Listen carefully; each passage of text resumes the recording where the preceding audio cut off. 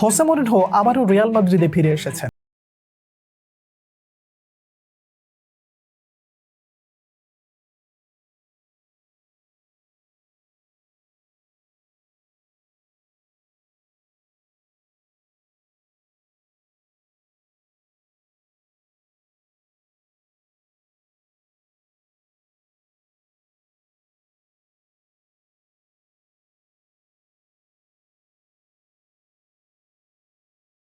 Jose মরিনহোর চোখ যেন একজোড়া জহুরির চোখ। তিনি সেই চোখ দিয়ে যেসব খেলোয়াড়দেরকে দেখেছিলেন তাদের অনেকেই একটা সময় হয়ে উঠেছিলেন হীরা, মানিক কিংবা পান্না।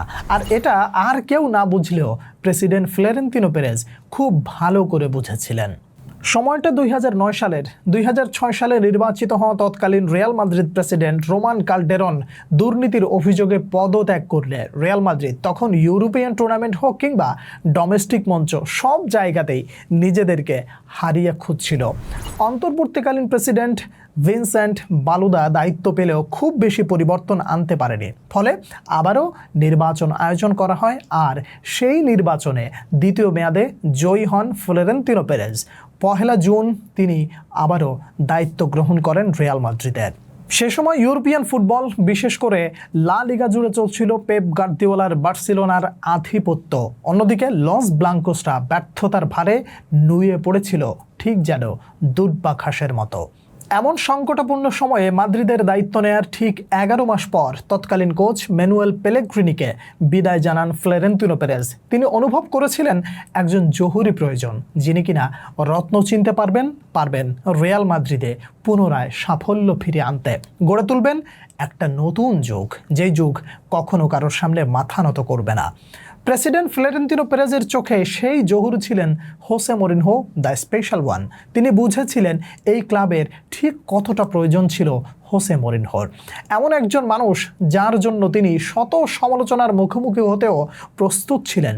ফ্লোরেন্তিনো পেরেজ সেই সময়কার সবচেয়ে বড় জেদ ছিল হোসে মরিনহোকে রিয়াল মাদ্রিদে নিয়ে আসা, এবং তিনি সেটা করেছিলেনও।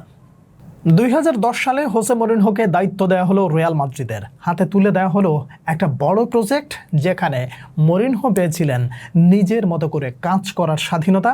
আর জহুরির চোখ খেলোয়াড় চেনার ক্ষেত্রে একটুও ভুল করেনি।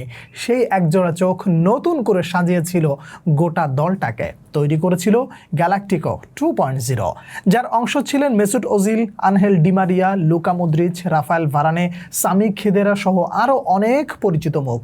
তাদের অনেকেই তখনও বিশ্বসেরা হয়ে ওঠেনি, কিন্তু হোসে মরিনহোর দর্শন আর ফ্লোরেন্তিনো পেরেজের সেই প্রজেক্টটি যেন পরিণত হয়েছিল বিশ্বমানের খেলোয়াড়ে। তার হাত ধরে শুরু হয়েছিল রিয়াল মাদ্রিদের পুনর্জাগরণ, বদলে গিয়েছিল পুরো দলটার চিত্র, থমকে গিয়েছিল কয়েক বছর ধরে চলতে থাকা পেপ গার্দিওলার বার্সেলোনার আধিপত্য। 2011-12 মৌসুমে গ্যালাকটিকো 2.0কে নিয়ে মরিনহো জিতেছিলেন 100 পয়েন্টের ঐতিহাসিক লা লিগা শিরোপা, যেটাকে আজও লা লিগার ইতিহাসে অন্যতম সবচেয়ে ডমিনেটিং মৌসুম হিসেবে ধরা হয়। কিন্তু এরপর আসে 2012 সালের 25 এপ্রিল সান্তিয়াগো বার্নাব্যুতে উয়েফা চ্যাম্পিয়ন্স লিগের 2011-12 মৌসুমের সেই হোঁচট। আর ম্যাচ শেষে হোসে মরিনহোর হাঁটু গেড়ে বসে পড়া অশ্রুসিক্ত সেই চোখ যেন না চাইতেই আড়াল করে দিয়েছিল স্পেশাল ওয়ানকে। ব্যর্থতার দায় নিজের কাঁধে তুলে নিয়েই তিনি রেখে গিয়েছিলেন গ্যালাকটিকো 2.0। তারপর আসেন কার্লো আনচেলত্তি। তিনি এসে উপহার দেন ঐতিহাসিক লা ডেসিমা, লিসবনের সেই অলৌকিক রাত।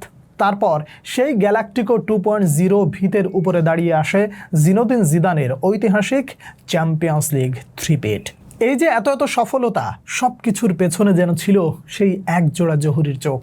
সেই চোখ যারা চিনেছিল সঠিক মানুষদের, যারা ফিরিয়ে এনেছিল রিয়াল মাদ্রিদের হারানো জৌলস, আবারও বসেছিল ইউরোপের রাজার সিংহাসনে।